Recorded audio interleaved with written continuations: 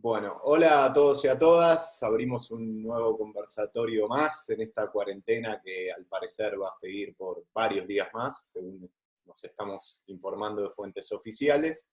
En esta ocasión nos vamos a dar el lujo con Pablo de conversar con dos referentes de tecnología educativa, Mariana Maggio de Argentina y Carlos Magro de España. Mariana, Carlos, agradecerles de corazón por su tiempo y sus ganas de conversar y reflexionar con nosotros sobre la pasión que tenemos en común, ¿no? La educación en el cruce con las tecnologías y en la búsqueda de nuevas formas de ayudar a los niños, a las niñas, para que aprendan a aprender, ¿no? Así que bueno, bienvenidos a Charlas COVID. ¿Cómo están? Muy bien, muchísimas gracias. En este contexto complejo, pero bien. Yo también, desde un saludo a todos y a todas. Gracias por la invitación. Es de verdad que un gusto también para mí poder conversar con vosotros y con Mariana, que hacía unos meses que nos veíamos en Rosario, allí en Argentina, y bueno, pues ahora nos toca vivir una situación diferente, en la que espero también que aprovechemos efectivamente para reflexionar, ¿no?, sobre lo que nos está pasando y qué aprendizajes podemos tener, ¿no?, de aquí al futuro. Tal cual, una ocasión histórica que sin dudas para los que nos toque sobrevivirla, esperemos estar dentro de ese grupo, nos la vamos a acordar siempre, ¿no? Y en ese sentido, quería arrancar preguntándoles si ustedes que están en el campo de la educación creen que estábamos preparados para un pasaje total de la educación presencial a la virtual, o mejor dicho, porque eso es una novedad, ¿no? ¿Cuánto nos habíamos preparado para la virtualidad, Mariana? Mira, yo el año pasado quedé muy impactada por la lectura del libro de Alessandro Barico, The Game. Me interpeló particularmente, ¿no? Y ahí Barico plantea que somos parte de una revolución mental, no tecnológica, y que en esa revolución hay una doble fuerza motriz, una que tiene que ver con lo físico presencial y otra que tiene que ver con lo virtual. Él dice mundo, ultramundo.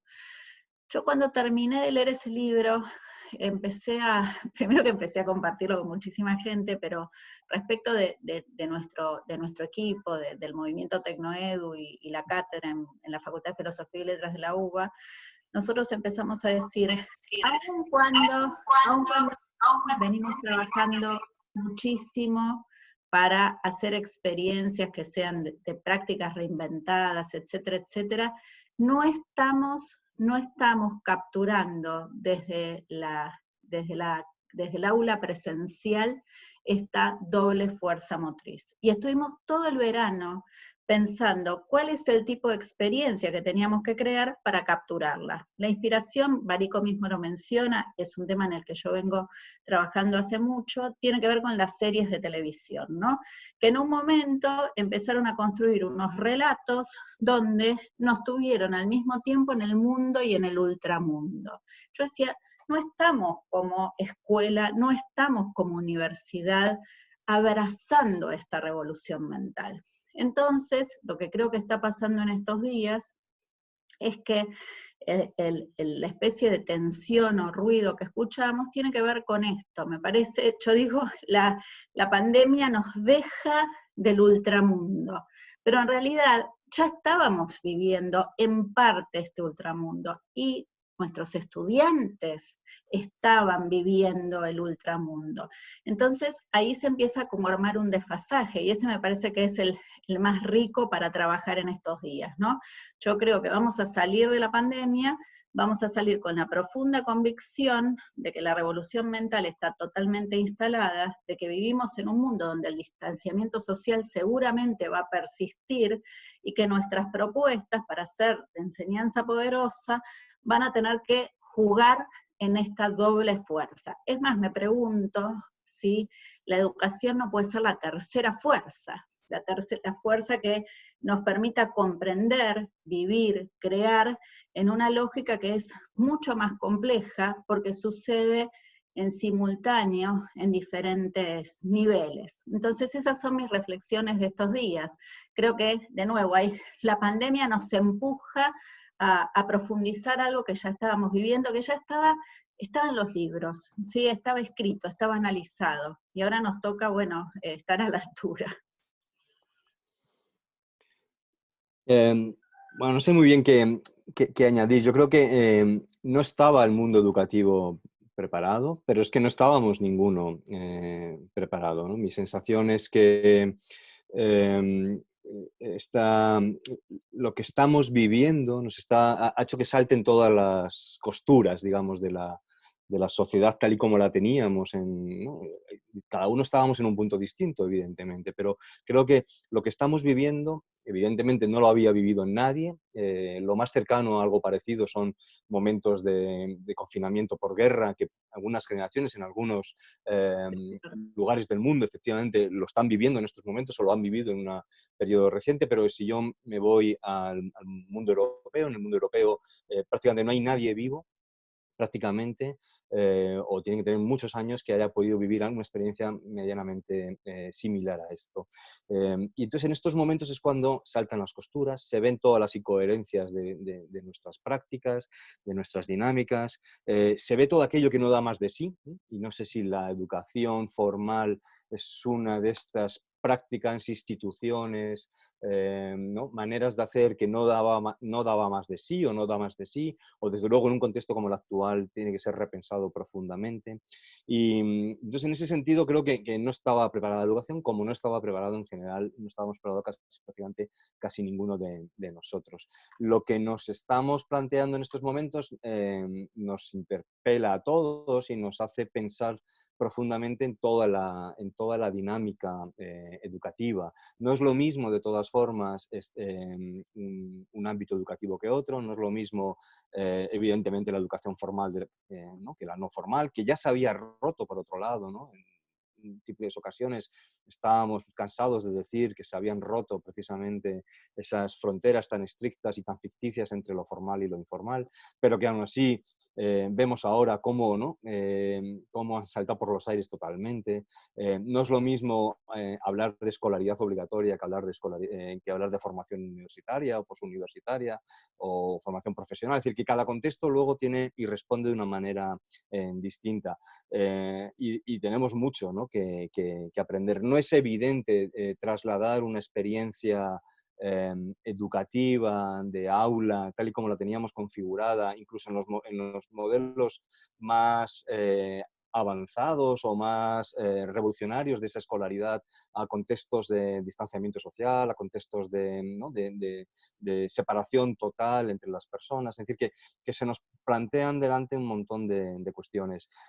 Estamos sintiendo, como dice Mariana, aquello que también Floridi ha dicho muchas veces, ¿no? Esto de la vida on life, ¿no? Estamos viviendo on, ¿no? Constantemente on, y es una vida, ¿no? Absolutamente híbrida, que venimos diciendo desde hace 20 años, muchas personas, pero que ahora sí o sí todo el mundo en distintas fases, con distintas experiencias, con distintas dificultades, estamos experimentando, ¿no? Esta especie de vida on constantemente, ¿no? No es una vida offline y una vida online, sino una vida que no separa planos, sino que mezcla constantemente estos dos planos, ¿no? El plano de lo digital y el plano de lo presencial. Y entonces vemos cómo las prácticas también se mezclan. Y en ese contexto es en el que tenemos que redefinir, por ejemplo, los contextos educativos, que son varios, ¿no? Insisto. Bueno, antes de entrar al tema de fondo, a la parte de contenido, primero saludarlos, obviamente, a los dos. Muchas gracias por haber accedido. La verdad es que con Faro Digital y Esbrina hemos tenido esta idea de pensar en la educación desde el confinamiento, porque esperemos, como dijo Carlos, que tampoco pasen muchos años antes que tengamos que volver a otra situación como esta, ¿no?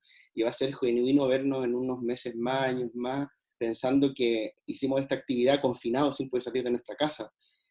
Luego vendrá la fase del post-confinamiento, donde veremos hacia atrás, pero lo que vivimos ahora en este instante es ya, ¿no? Entonces yo quería hablarles un poco de lo personal, porque vosotros dos sois personas que trabajáis con tecnologías digitales que nos tensionan muchas ideas permanentemente de lo que uno hace. Pienso, por ejemplo, en el mismo libro de Mariana, ¿no? De reinventar la clase, va a tener que reinventarla de nuevo igual, ¿no? Porque después de esto viene el volumen 2 del libro. Yo en ese sentido les quería preguntar cómo estáis vosotros dos viviendo el confinamiento en sus propias dinámicas, sin entrar necesariamente en temas personales, ¿no? Pero en la propia práctica, teniendo gente en casa, teniendo que conectarse a conferencias, teniendo que pensar, escribir una columna, hacer esta entrevista, ¿cómo lo organizáis? Y la pregunta no va tampoco en la dirección de preguntarle si lo disfrutáis o no, más allá que todos trabajamos tecnología educativa, ¿no? En el fondo podríamos pensar que es como nuestro momento. ¿Qué sensaciones tenéis al respecto? Bueno, si por empezar yo esta vez, si queréis, bueno, yo creo que desde lo personal yo lo estoy viviendo con cierta calma. Probablemente las circunstancias vitales, incluso laborales, ¿no? me permiten estar con cierta calma, en el sentido de que no hago algo esencialmente muy diferente de lo que normalmente hago. Yo estoy acostumbrado a pasar tiempo, es verdad que viajo, es verdad que salgo, es verdad que tengo... pero desde el punto de vista un poco vital, no es extraño pasar tiempo leyendo, pasar tiempo estudiando, pasar tiempo escribiendo en una cierta soledad, o esta soledad que antes compartía, esta paradoja, ¿no? Que probablemente en el confinamiento, aquellos que vivimos en un entorno familiar, ¿no? con niños, sobre todo si son pequeños, lo que necesitaremos dentro de unos meses será soledad, ¿no? Pero soledad individual, ¿no? Pero en este sentido, bueno, tengo la suerte de que llevo muchos años haciendo de alguna manera esto. Y en ese sentido no me está suponiendo un esfuerzo mayor, más allá del normal de conciliar trabajo personal.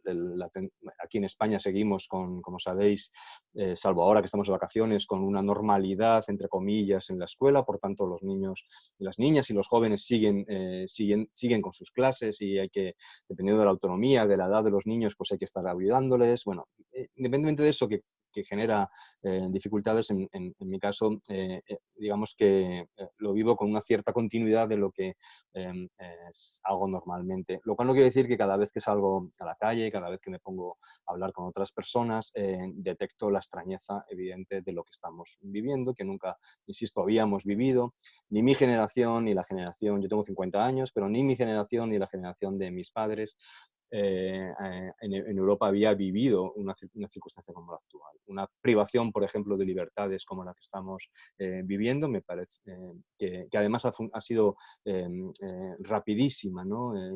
Ahora pensamos mucho, por ejemplo, en cómo hemos reaccionado, impuestos efectivamente por la policía, ¿no? Casi por el ejército, ¿no? Por una circunstancia también de salud, ¿no? Pero cómo hemos aceptado, por ejemplo, un espacio de privacidad en la movilidad y y con un sentido de la responsabilidad, yo creo, enorme de todos los ciudadanos, pero sin embargo también cómo nos cuesta o nos lleva costando aceptar moderación en por ejemplo, nuestros hábitos de consumo frente a una crisis que es mucho mayor que esta, que es la climática, ¿no? Entonces eso es interesante también, cómo el contexto actual nos ha colocado en una situación de privación de libertades como nunca habíamos podido imaginar, y lo estamos llevando con cierta, ¿no? Yo creo que con bastante responsabilidad, y sin embargo es para reflexionar también cómo, ¿no?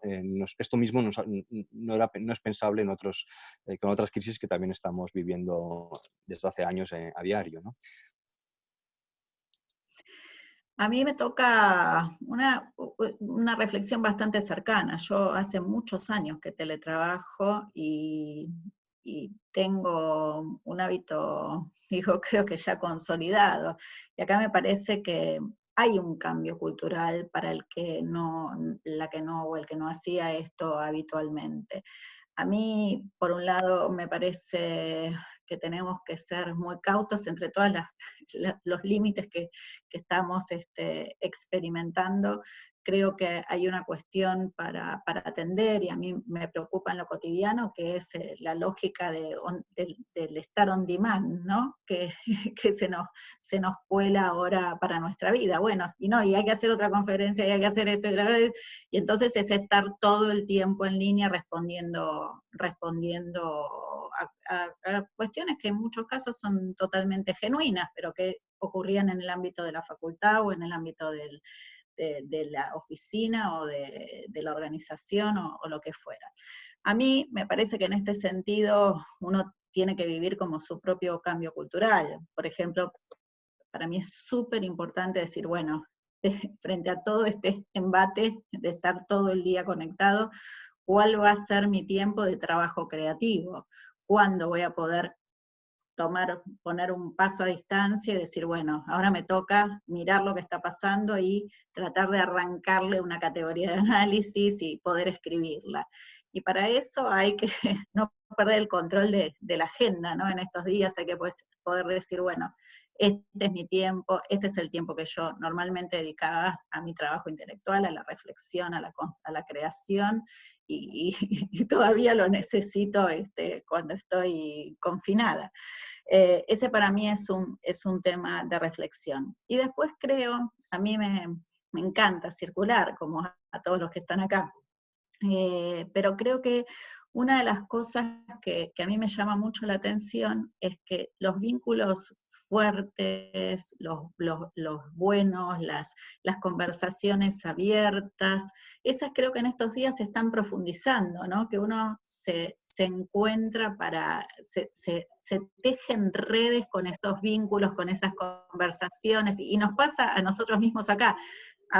Conversé con Carlos en Rosario en 2019, conversamos en Buenos Aires en 2018, y era lógico que nos termináramos encontrando, les agradecemos la invitación, pero era casi lógico que nos termináramos encontrando en una conversación 2020 en este contexto. Me parece que eso también está pasando en algunas escuelas, ¿no? Que las que estaban ya con una red tejida, esa red es la que sostiene en estos días para los equipos de especialistas en un tema. De nuevo, esa red es la que sostiene, nos pasa todo el tiempo con el movimiento Tecnoedu, estamos más presentes que nunca en un punto. Y yo creo que eso este es un tiempo para mí también de revelar eso, ¿no? Y por supuesto de expandir. En mi caso personal había algo que yo hacía muy puntualmente, que era tener una historia del día en Instagram, que en general lo venía haciendo asociado a ciertos cursos, y desde que empezó la pandemia, decidí hacerlo todos los días. Y eso es un esfuerzo tremendo, pero eso es un esfuerzo de conectar con muchísima otra gente a la que no conocía y que ahora empieza a ser una red expandida. Entonces yo vivo este momento, primero creo que con disciplina. Hay mucha gente que dice, no, bueno, hay un derecho a angustiarse. Bueno, yo en general en mi vida he canalizado la angustia con el trabajo, con lo cual no estaría haciendo algo muy diferente. Creo que hay que tener mucha disciplina para poder construir creativamente en este tiempo, que es lo que necesitamos nuevas categorías de análisis, y creo que podemos profundizar los vínculos buenos y abrir muchísimos otros aprovechando este espíritu de encontrarse más allá del aislamiento. En este contexto, ya que tenemos como punto común, sobre todo ustedes dos, que es el trabajo histórico en tecnología educativa, a todas las personas a las que hemos invitado a este espacio le hemos preguntado si este confinamiento, este escenario, más allá de la tremenda crisis social y global que implica, ¿no? Con la cantidad de muertos, que es una cosa que obviamente requieren el primer foco de atención, pero visto ya nuestro escenario de que en gran parte de los países optaron por continuar con la educación, no continuar con el ejercicio de la educación formal, quiero decir. Hace una semana Linda Castañá nos planteaba de que, bueno, es nuestro momento como tecnólogo, para quienes no hemos dedicado a la tecnología educativa. Yo siempre me esperaba y me preguntaba, decía Linda, bueno, esto es nuestra ciencia, nuestra habilidad, pero claro, está puesta a prueba intensamente durante este periodo, ¿no? Y ahí retomo un poco el contenido, a la pregunta general que hizo Ezequiel al comienzo, sobre si estamos preparados como sociedad. Yo ahora lo pregunto directamente como ámbito de conocimiento. ¿La tecnología educativa había dado los pasos suficientes como para prepararnos? También quiero aprovechar de darles una cuña que nos dijo Cristóbal ayer, que a lo mejor les puede servir de insumo. Si bien Linda decía que hemos hecho algo por favorecerlo, Cristóbal ayer decía que parece que lo que hemos hecho tampoco nos ha servido mucho, al parecer porque lo que predomina es la incertidumbre y lo que domina es el discurso de venta de productos de hardware y software de las multinacionales. Entonces ahí quedamos con estas dos sensaciones, ¿no? Estas dos inercias. ¿Cómo lo interpretáis vosotros? ¿Cómo lo sentís vosotros y cómo lo vivís desde vuestro Mariana. Sí, a ver, yo vengo originalmente de la educación a distancia, ¿no? Digo, y siempre en articulación con el campo disciplinar de la tecnología educativa, pero bueno, mi primer trabajo profesional fue en la educación a distancia en el programa UBA 21. Yo siento que en el caso de Argentina, y me consta que en España pasa lo mismo, hay décadas construidas de especialidad en términos de la modalidad a distancia. Y por supuesto fue mutando. Cuando yo empecé con la educación a distancia era la radio, la televisión, los materiales impresos, y bueno, hoy dirijo una maestría que es a distancia, que fundamentalmente sucede en las redes sociales. Y creo profundamente en la modalidad, y me preocupa mucho cuando en estos días se pone en duda que es posible enseñar a distancia, porque hace años que enseñamos a distancia. Es más, nunca tuvimos mejores condiciones para la enseñanza a distancia que las que tenemos en este momento. Ahora bien, yo siento que en términos de la oportunidad del campo, lo que está pasando, hay escuelas que habían hecho ya su propia revolución, que un día les dijeron, bueno, a partir de hoy van a estar a distancia, y lo están haciendo maravillosamente. Son pocas, son pocas. Entonces, evidentemente, nuestra oportunidad está en comprender qué está pasando con el resto. Y cuando uno mira lo que está pasando con el resto, yo creo que el problema no es tecnológico. El problema, mi queridísima amiga Lila Pinto lo señala, es un problema de cambio cultural en las escuelas, ¿no? Y ahí hay cosas que veo en estos días que me preocupa. De hecho, hasta construí un hashtag que es no al revoleo, ¿sí? No al revoleo de PDFs, no al revoleo de tareas, no al revoleo de evaluaciones. Repositorio. Sí. Lo hemos levantado, Mariana. La verdad que este revoleo de PDFs fue espectacular, y ayer lo conversamos con Cristóbal también. Pero el tema es, ¿por qué muestra el revoleo? Y acá voy a hacer, lo estuve pensando para esta charla, y probablemente resulte un poco duro, pero creo que tengo la obligación de plantearlo. Creo que el revoleo muestra la lógica persistente de la didáctica clásica en las instituciones. Y de nuevo, ya hablé de una mayoría excepcional que lo está haciendo maravillosamente. ¿Por qué esa lógica persiste? Bueno, primero porque nosotros no hemos tenido probablemente la convicción, o vaya a saber qué, para poder acompañar un cambio cultural más interesante, que lo venimos señalando. El mismo Cristóbal un día me dijo, bueno, va a pasar, porque lo decimos tanto, porque está tanto en la agenda, porque un día todos van a ser innovadores. Bueno, tal vez la pandemia nos termina de empujar. Pero fíjense, y acá, y este es mi señalamiento en todo caso, que yo creo que el revoleo lo que transparenta es algo que pasa en las escuelas sobre la base de que nuestros alumnos y alumnas están confinados durante muchas horas al día en una escuela que los tiene, hasta les diría, socialmente distanciados, para que todo eso, para poder inocular contenidos donde persiste una lógica de colección, donde persiste un sesgo aplicativo tremendo, y donde la evaluación no es más que la verificación de la comprensión totalmente provisoria de saberes que ya estaban construidos. Entonces, quiero hoy con ustedes asociar el revoleo a un problema, de nuevo, persistente, que opera sobre la base de un confinamiento escolar. Sé que lo que digo es duro, y quiero señalar que soy la primera defensora de la escuela en todas sus formas, ¿sí? De la institución educativa como tal, y que los chicos y las chicas estén adentro de la escuela, que me parece que es lo mejor que les puede pasar.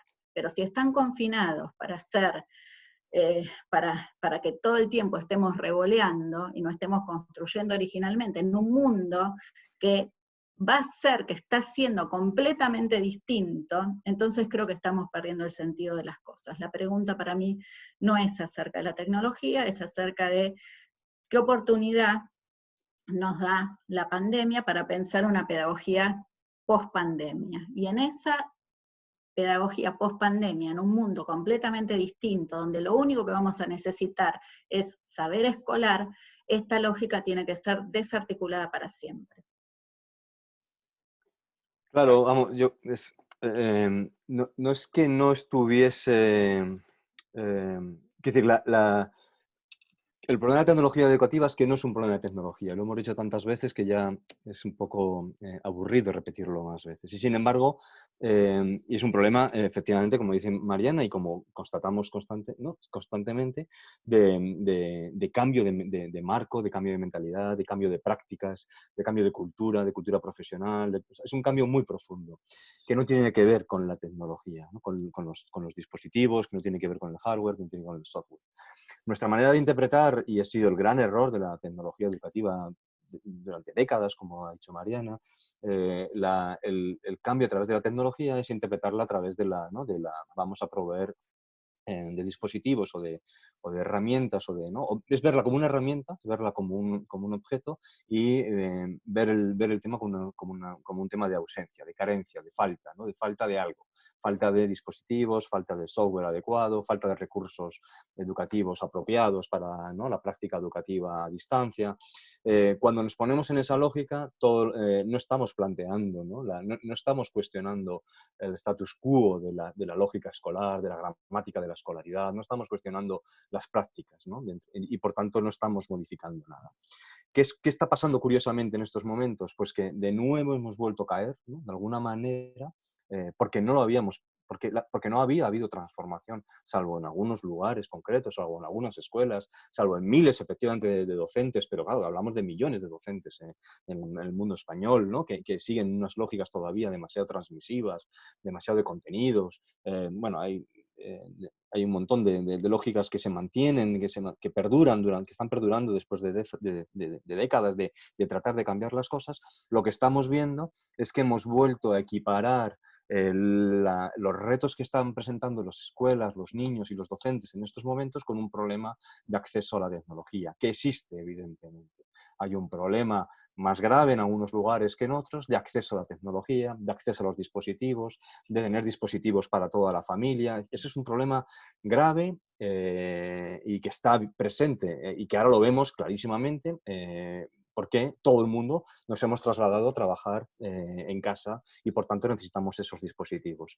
Y eso es un problema gravísimo. Pero, ¿qué está haciendo, por ejemplo, las administraciones educativas que tienen tantos problemas para gestionar esta crisis? Porque tienen dificultades grandes, yo creo, para la coordinación, para la reflexión, para encarar, ¿no?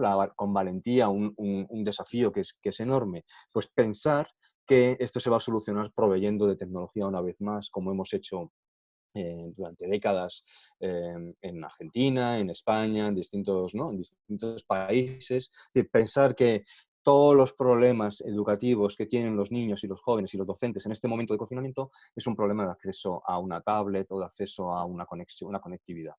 Y entonces las políticas que están tomando, porque son las más fáciles de tomar, también por otro lado, nuestras administraciones educativas, desde luego clarísimamente en España, voy a proveer, ¿no? A estos niños que no tienen, a estos jóvenes, con tabletas. Voy a llegar a un acuerdo con las telefónicas para darles tarjetas con conectividad. Voy a darles, ¿no? Voy a permitirles que vayan a los centros educativos a rescatar esos dispositivos que tienen allí. Y esto es todo lo que estamos haciendo. O sea, todo el planteamiento de la problemática de educar en este momento se nos está limitando a el acceso a los dispositivos y a los recursos. Por eso hay un revoleo, como decís vosotros, efectivamente, de repente hay ¿no? Nos salen por todos los lados los recursos, hay recursos educativos, ¿no? Por todos los lados, falta curaduría probablemente de esos recursos, no hay un exceso, ¿no? de recursos, pero hay una carencia absoluta de pautas, de indicaciones, de prácticas, de escuchar al que lleva muchos años haciéndolo para ver cómo se puede trasladar ¿no? la educación a un entorno 100% online. Es decir, estamos, no digo ni aprovechando ni desaprovechando, pero quiero decir que en estos momentos la problemática de cómo se tiene que educar en el confinamiento no está cuestionando para nada las bases fundamentales de la vieja escolaridad o de la vieja o de lo peor, ¿no? Entre comillas, de las prácticas más tradicionales. No se están cuestionando, no se está cuestionando la evaluación, no se está cuestionando el tema de qué es lo que tenemos que aprender. Es decir, el cuestionamiento es más, hemos olvidado lo poco que hay de cuestionable, sea, lo poco que se cuestionaba ya en la legislación, que es cuando decíamos, no, lo importante no son solo los contenidos, sino que también es necesario que desarrollen capacidad de utilización de esos saberes, ¿no? Una competencia sobre esos saberes, todas esas competencias claves que tanto se nos llenan las bocas en las legislaciones de todos los países iberoamericanos, de repente en este momento han desaparecido del discurso. No están, no hay nadie diciendo vayamos a lo básico, centrémonos en cosas globalizadas, en saberes más globalizados, centrémonos en proyectos, ¿no? que permitan movilizar distintos conocimientos, cambiemos las prácticas de enseñanza, cambiemos las prácticas de evaluación. Todo ese discurso está eliminado y cubierto por el discurso más rancio, más tradicional de la ausencia de dispositivos, la brecha digital primaria, ni siquiera nos cuestionamos la secundaria, ¿no? La de capacidad de uso. Bueno, estamos en una situación complicada, ¿no? Y que de alguna manera nos está recordando los años 60, los años 80, los años 2000, las escuelas 2.0 en el caso español. Nos está recordando errores grandes en lo que tiene que ver con las políticas de tecnología educativa en el ámbito escolar, ¿eh? No digo tanto en el ámbito universitario, que es distinto. Mariana iba a comentar algo, ¿no? No, sí, que yo digo todos los días que elijamos que vamos a enseñar, que nos vayamos por un currículum minimalista, digo, estamos diciendo, el problema es si lo estamos diciendo en los lugares correctos, bueno, pero acá tenemos una oportunidad de volver a decirlo. No, solamente resaltar del planteo de Carlos, el acceso es un problema y es un derecho. Yo creo que el derecho al acceso tiene que estar garantizado, al acceso al dispositivo, al acceso a la conectividad, y en este contexto creo que eso está quedando en evidencia. Lo que no quiere decir es que eso resuelva el problema, que es el que Carlos señala, ¿no? Que es realmente poder construir sobre la base de todas esas décadas de trabajo en las modalidades en el campo, una perspectiva pedagógica diferente. Pero de nuevo, la necesitábamos antes de la pandemia. Esto lo que muestra, lo que hace es mostrar de alguna manera la urgencia. Claro, de alguna manera la pandemia, efectivamente, es decir, el derecho es un derecho que hay que garantizar. Adelante. Disculpa, Pablo. No, adelante, Carlos. La situación coloca todos los focos en algo que era o sea, que estaba oculto, ¿no? En algunos colectivos, lo hablábamos en ciertas personas, había escuelas absolutamente, ¿no? Ahí, claro, hay miles de escuelas y miles de docentes que precisamente, y no es un problema, insisto, tecnológico, precisamente cuando han tenido que trasladarse a otro contexto, lo primero que han hecho es, vamos a pensar coordinadamente dentro del claustro qué vamos a enseñar, vamos a reducir las programaciones, vamos a centrarnos en lo básico del currículum, vamos a trabajar proponiéndoles a los alumnos, ¿no? A los estudiantes, proyectos mucho más globalizados de competencias en los que se movilicen saberes, aprovechando además una circunstancia tan excepcional como la que estamos viviendo todos, también los niños y los jóvenes. Es decir, esas escuelas que ya estaban trabajando en esos formatos y en esas maneras, lo han sabido, ¿no? Totalmente. Más o menos dificultad, llevar a su contexto. Aquellas, y son muchos otros, y aquellos que no estaban ahí, tienen enormes dificultades ahora porque se han roto los vínculos, se ha roto el día a día, se han roto las rutinas, y seguimos insistiendo, y no tenemos ayuda, desde luego, desde arriba, en vamos a cubrir el currículum entero, vamos a evaluar de la misma manera, bueno, ese tipo de problemáticas. Ahí, Carlos, me acuerdo de escucharte sosteniendo que los cambios deberían venir desde los propios centros educativos, ¿no? No esperar que vengan desde abajo ni desde arriba, sino desde las propias instituciones. Pero también, dale, sí, cómo no. Dale, no, perdón. Bien, no, pero me había quedado pensando en algunas cuestiones que dijo Mariana, sobre todo vinculando cuando hablabas de nuestra propia reacción como individuos ante esta pandemia, de esto de recuperar los vínculos y de poder ser creativos, de poder no caer en las angustias o, bueno, sublimar la angustia a través del trabajo, ¿no? Pero también con esta frase que dijiste de las pedagogías post-pandemia, se me vino a la cabeza una frase que me decía una amiga mía que ustedes conocen muy bien, de hecho, creo que a los dos los llegué a conocer mediante a Vera Resach, que ella siempre me decía, mucha pedagogía ante tanta tecnología. y me parece que ese debería ser quizás el horizonte post-pandemia, ¿no? Para todos los cambios que querramos hacer en tecnología educativa, aprovechando que hemos estado todos confinados y en algún punto tratando de drenar, como filtrar, digamos, como para poder delimitar el horizonte al que vamos, porque por otro lado, ayer lo charlábamos un poco con Cristóbal, está el riesgo o el límite de, bueno, todo se resuelve con el instrumento, todo se resuelve con la tecnología, y bueno, por eso está tan bueno tener espacios de conversación con ustedes en donde el eje tiene que estar puesto en hacernos cargo principalmente, ¿no? Y hacernos cargo desde dónde, bueno, desde la pedagogía, desde lo que somos, educadores, personas personas e instituciones que tenemos que poner en el centro de vuelta a los jóvenes. Y en ese sentido quería dispararles una pregunta a los dos, con Mariana un poco lo veníamos conversando antes, ¿no? ¿Qué experiencias están viendo de los propios jóvenes, ¿no? Eso que planteabas vos, Mariana, de esas experiencias que están teniendo ahí en la Villa 31, y ver si tienen otros cuentos o otras experiencias así de las juventudes, de cómo lo están viviendo y cómo van a salir, o post pandemia, bueno, con qué nos vamos no es la palabra enfrentar, sino con qué nos vamos a encontrar los docentes, con qué jóvenes, cómo los va a mediar, cómo los va a cruzar los jóvenes esta experiencia. Yo creo que los jóvenes, la experiencia del encierro es muy rara, ¿no? Es muy rara, pero ellos ya vivían una socialización que no pasaba por estar moviéndose físicamente, digo, y esto lo escuchamos todos los días en las quejas de las familias, ¿no? Ah, bueno, está todo el día conectado, y bueno, ahora está todo el día conectado, que era de lo que te quejabas hace 2 meses, y además está estudiando, mira qué bien, impensado.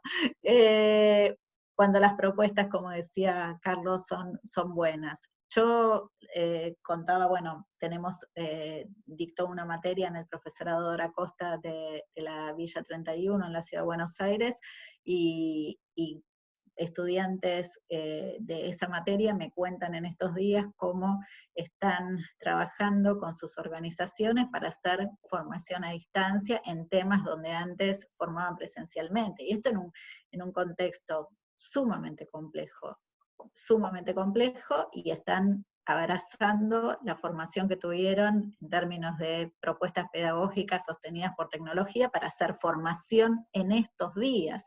Además, anticipando la crisis económica que va a venir, que ya está de alguna manera armándose, que es brutal, y que va a necesitar, va a requerir que tengamos seguramente formación no solamente más profunda, sino también distinta de la que teníamos. Entonces, hasta en eso, en poder anticipar, ¿no? Y conviven con esto, y digo como reflejo del revoleo, estudiantes que están desarrollando increíbles estrategias, por ejemplo, para repartir las cantidades inmensas de tareas que tienen por especialidad. A mí me gusta lengua, entonces hago lo de lengua, después te lo mando, vos haces lo de matemática. Estamos viendo de todo en estos días, ¿no? Y yo creo que cómo salimos, de nuevo, una pregunta, tal vez la pregunta tengamos que hacérsela a los jóvenes. ¿Cómo salimos? Yo desde hace un tiempo vengo trabajando mucho la idea de codiseño. ¿Por qué? Porque, de nuevo, creo que las prácticas de la enseñanza que diseñemos, incluso las que estamos haciendo en estos días, tienen que poder reconocer la voz de los jóvenes en ese diseño, tienen que poder preguntarles, hablar, bueno, ¿qué idea se te ocurre para que trabajemos en este momento, habida cuenta de que vos no tenés máquina, de que vos tenés y podés avanzar en otra línea, de que con vos podemos tener más trabajo a través de un celular?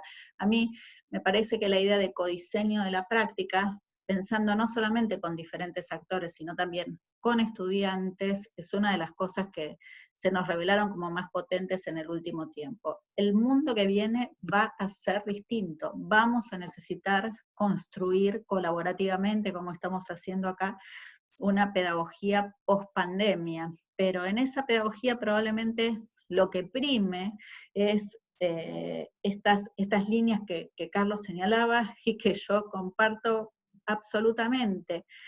Pensar en un currículum minimalista que nos permita abrazar nuevas problemáticas que emergen en el transcurso de la escolaridad, pensar la escuela como lugar como motor de creación de conocimiento original, cuando todas las teorías que teníamos se están agotando a medida que hablamos. Me parece que el centro de la pedagogía post-pandemia, que sí tiene que ser de un carácter no particular, no del docente o la docente innovadora, va a pasar justamente por definiciones políticas, pedagógicas y didácticas. Y ahí vamos a tener que trabajar mucho.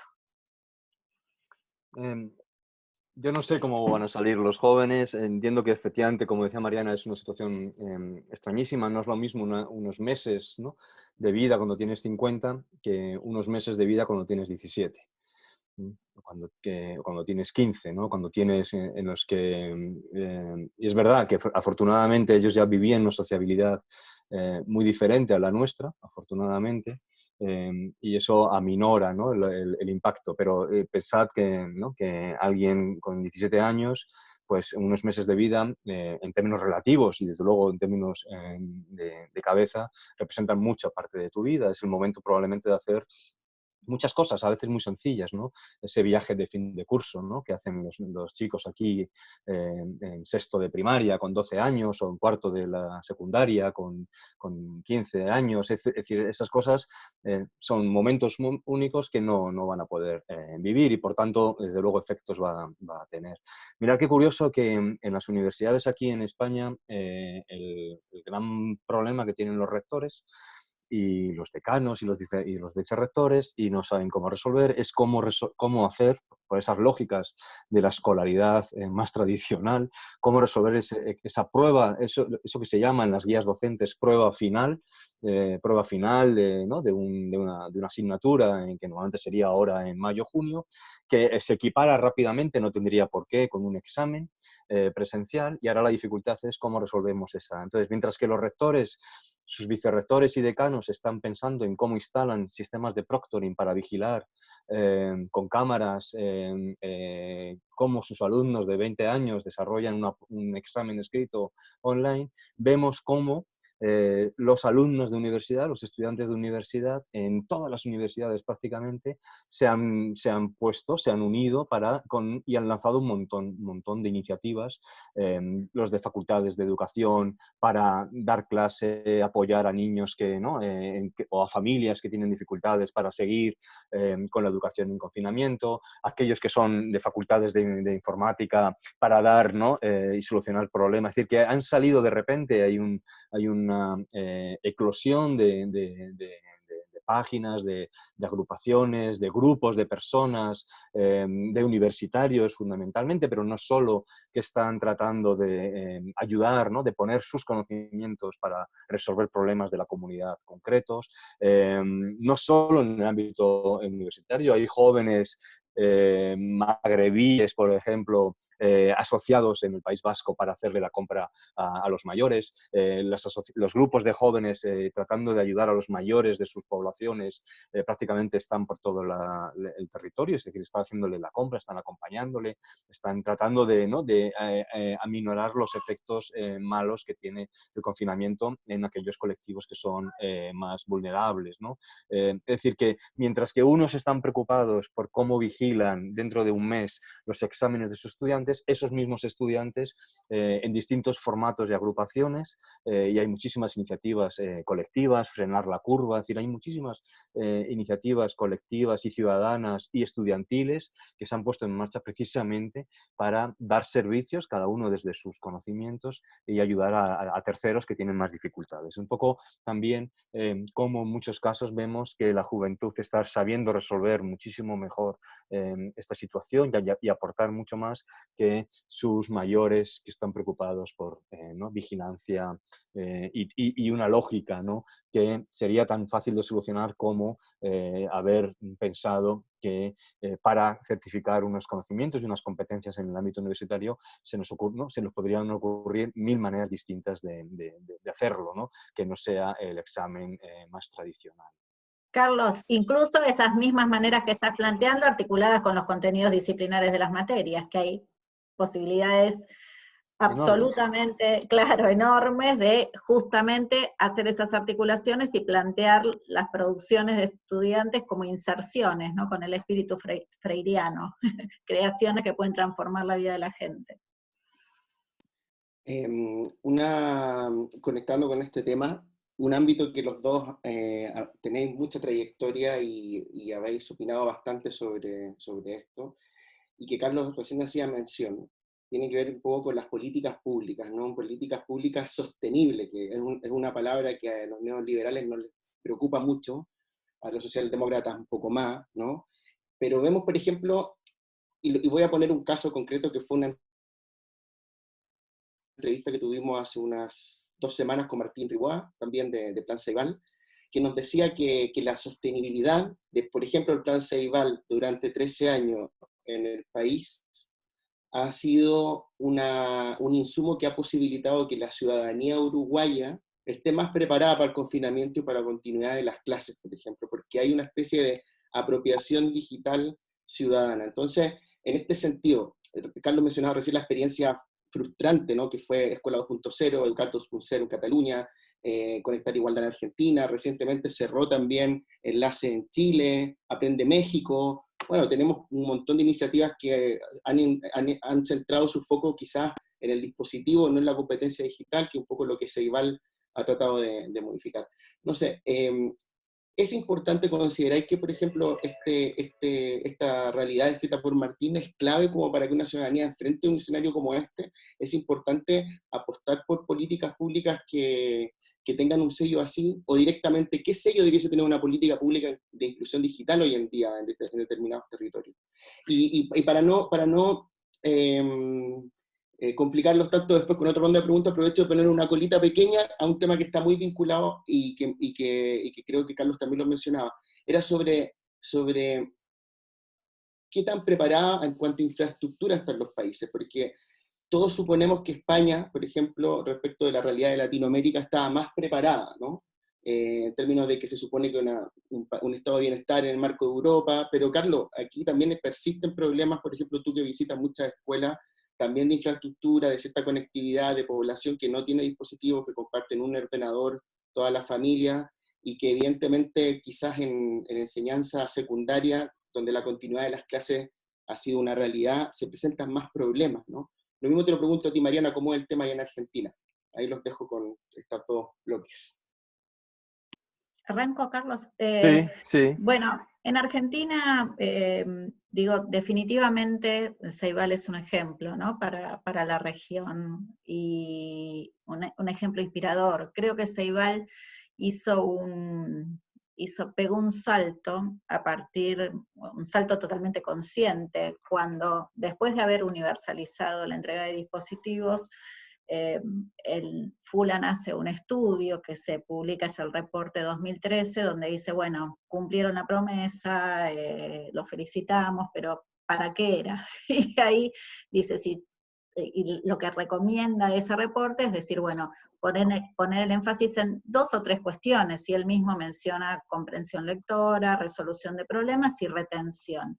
A partir de ahí, Ceibal entra a Red Global de Aprendizaje, con la que Martín tiene tanto que ver, lo mismo que el resto del equipo, y empieza a tejer una red de colaboración con un marco claro, que es el marco de New Pedagogies for Deep Learning.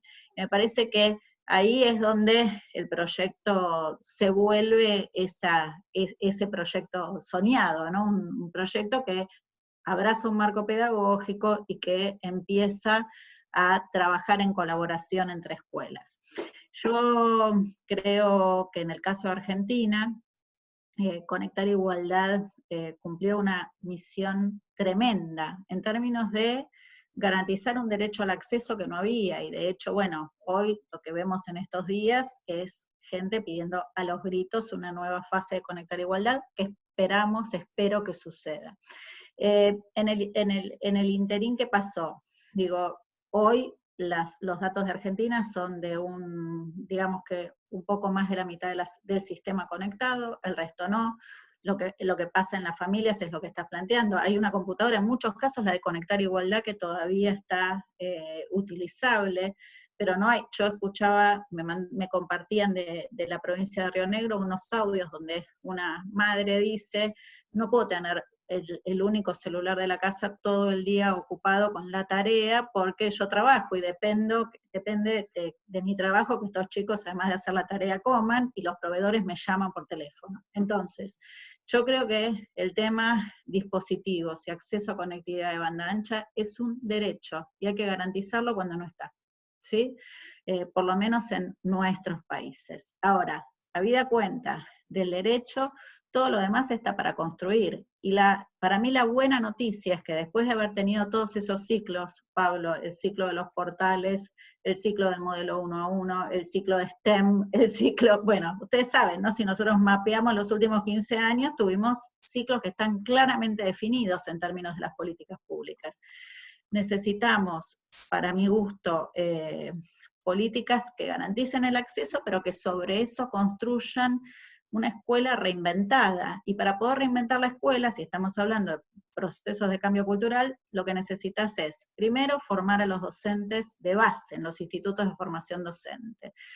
Bien, espero que a partir de este momento todos entendamos que cualquier docente que entre a la formación tiene que vivir una experiencia cultural que tenga la doble fuerza motriz por lo menos, ¿sí? Porque se tiene que formar en un modo de trabajo que tenga que ver con la revolución mental que vivimos. Y por supuesto la especialización de los docentes que están en servicio. Creo que una política es una política donde si yo tuviera que decir, bueno, ¿cuál es el punto clave respecto de esto, respecto al cambio cultural? Es la formación docente. Carlos. Sí, estaba un poco revisando datos, ¿no? Porque efectivamente la brecha de acceso sigue persistente también en España. Se concentra en los percentiles de población con menos ingresos, evidentemente. Ahora leía el otro día una noticia que más o menos 1 de cada 5 hogares en Sevilla no tiene acceso a Internet. Que más o menos un 10% de los jóvenes no usan nunca o no tienen un ordenador. Es decir, que tenemos evidentemente una problemática probablemente muy concentrada o muy regionalmente o muy concentrada en ciertos estratos socioeconómicos que en estos momentos, pues de alguna manera les hacen estar viviendo una especie de doble confinamiento, ¿no? Al estar ¿no? Doblemente encerrados, ¿no? Sin posibilidad de salir y sin posibilidad de conectarse ni para estudiar ni para otras cosas. Por tanto, efectivamente, parece evidente que políticas públicas que garanticen, como decía Mariana, y ahora lo vemos clarísimo, porque si tenemos que garantizar el derecho a la educación, eso pasa en estos momentos por garantizar el derecho al acceso y a unos dispositivos, pues parece que son prioritarias. Efectivamente, el caso de Ceibal, que conocemos todos muy bien y que admiramos todos muchísimo, creo que dio un salto enorme de concepto y de calidad con lo que nos contaba Mariana, con ese cambio de ser una política pública de acceso a dispositivos y conectividad y a recursos a hacer un cambio que tenía que ver con las prácticas. Lo que llevan haciendo en los últimos 3 años dentro de la red de aprendizajes, ¿no? movida efectivamente por Michael Fullan, es un cambio en las prácticas de enseñanza, por tanto también en las prácticas de aprendizaje, girando alrededor del plan Ceibal y de la garantía de un acceso a una conectividad y a unos dispositivos. Y eso fue, yo creo que definitivo. Lo que yo no tengo ni idea de qué tipo de políticas públicas habría que poner en marcha. Lo que hemos visto muy claro en esta crisis, y no solo tiene que ver con la parte tecnológica, también tiene que ver con la parte más humana, más de cercanía, es que las administraciones educativas de gran escala están muy lejos de las realidades de las personas y de sus problemáticas. En el caso español, que lo conozco bien, el Ministerio de Educación está lejísimos de lo que pasa en un barrio de Sevilla o en un barrio como Vallecas en Madrid, lejísimos. Y me diréis, bueno, para eso están las comunidades autónomas, que son las que tienen las transferencias de educación transferidas y por tanto la responsabilidad. Pero es que resulta que las comunidades autónomas, desde mi punto de vista, y no son todas iguales, evidentemente, pero una comunidad como Cataluña, una comunidad como Andalucía, una comunidad como Madrid o una comunidad como Castilla y León son enormes. Y de nuevo, las decisiones y las personas que están tomando decisiones en ese nivel administrativo están muy lejos de la realidad de muchísimas personas y del día a día de las personas. Y por tanto, lo que hemos detectado clarísimamente en esta crisis es que necesitamos muchísima más cercanía en las políticas educativas y en las políticas públicas, y que la escala razonable es la escala municipal, es la escala distrital en los casos de municipios grandes como Barcelona o como Madrid, y que solo con políticas que tienen que ver, por tanto, ya son políticas sociales, son políticas educativas, son políticas de salud, todas las tres muy mezcladas, desde la cercanía que me da un municipio, que me da un distrito municipal, somos capaces de abordar situaciones tan complejas y tan críticas como las que estamos viviendo ahora.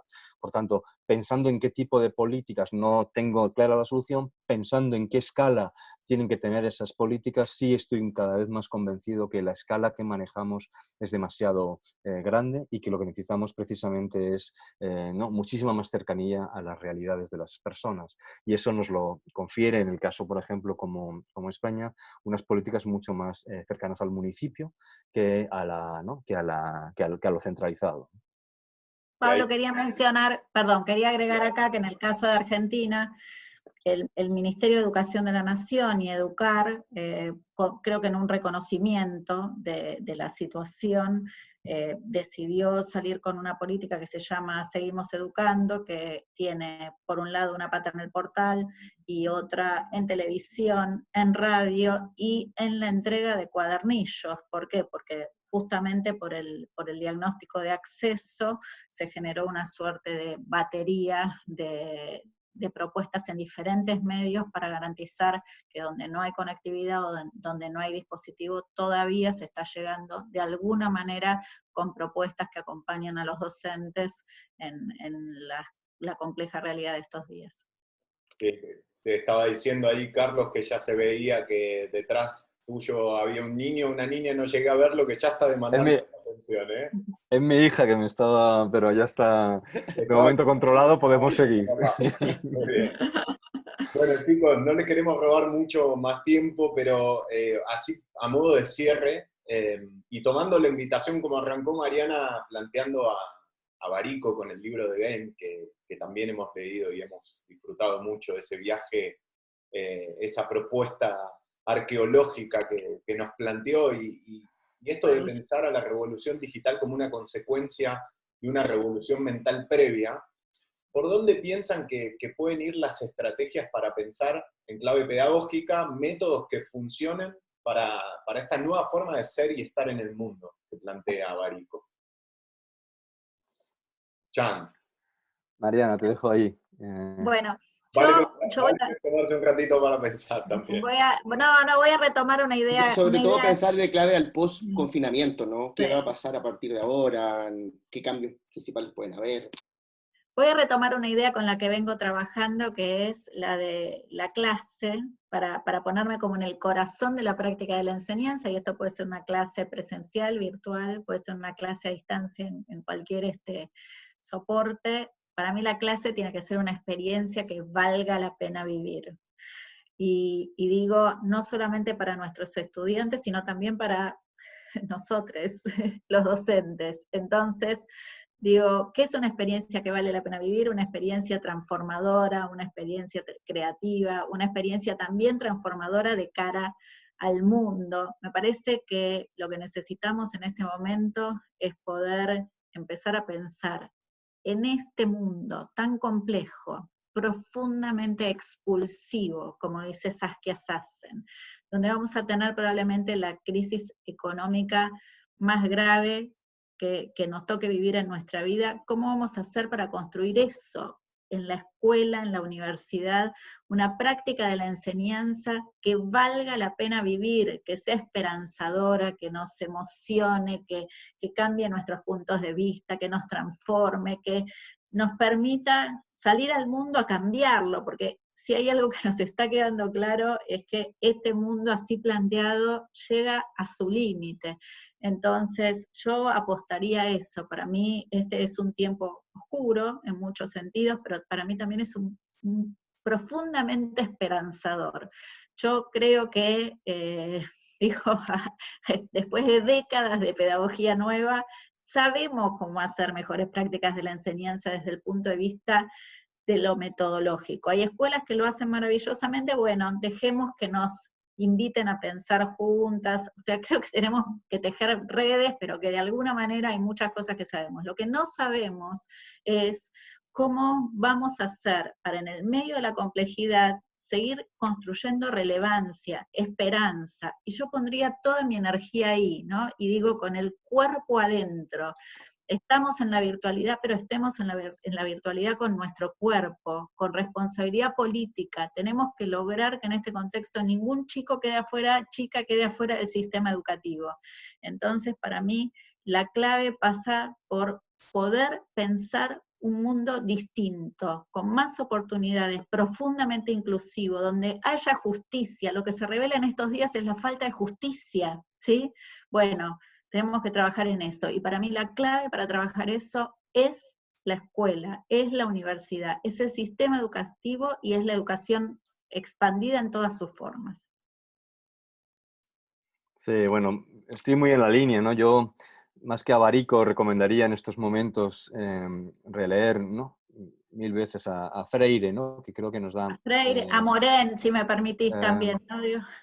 ¿no? Que nos da esa, ¿no? esa visión de lo que puede pasar. No soy muy optimista en cuanto que piense que vaya a haber profundos cambios en los próximos meses, años, pero sí creo, ¿no? Que si algo, que la escuela, que siempre es un lugar, ¿no? Ahí como dice la Rosa, ¿no? Un lugar que te da espacio, ¿no? Que da espacio y que da tiempo, que da posibilidades a los niños y a los jóvenes, que es un lugar de esperanza, ¿no? Si algo es la escuela, es un lugar de esperanza, como decía Mariana, como siempre ha dicho y escribió tantas veces Freire, y yo creo que eso es lo que va a ser ¿no? Si cabe, más necesario que nunca.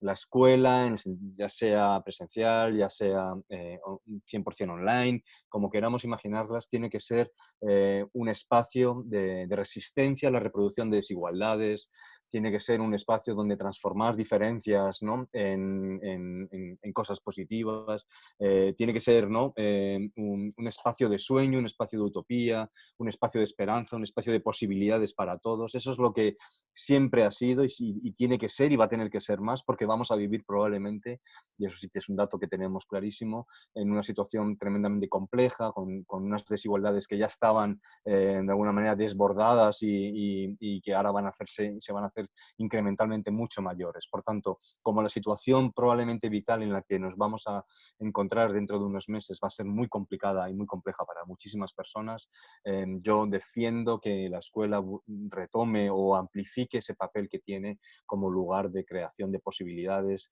como lugar de esperanza, como lugar donde luchar, como decía Mariana, contra las desigualdades y las inequidades de la vida diaria, que nos va a impactar a todos muchísimo en los próximos meses. Y eso creo que es y a partir de ahí ya podemos, ¿no? Reconfigurar, repensar las prácticas, cambiar nuestras maneras de hacer, pero tratemos de tener, ¿no? de hacer de la escuela o de mantener la escuela como un lugar de posibilidad para todos. El micrófono lo voy a desconectar. Bueno, yo quería agradecer, no sé si Ezequiel querías comentar algo más o vamos cerrando.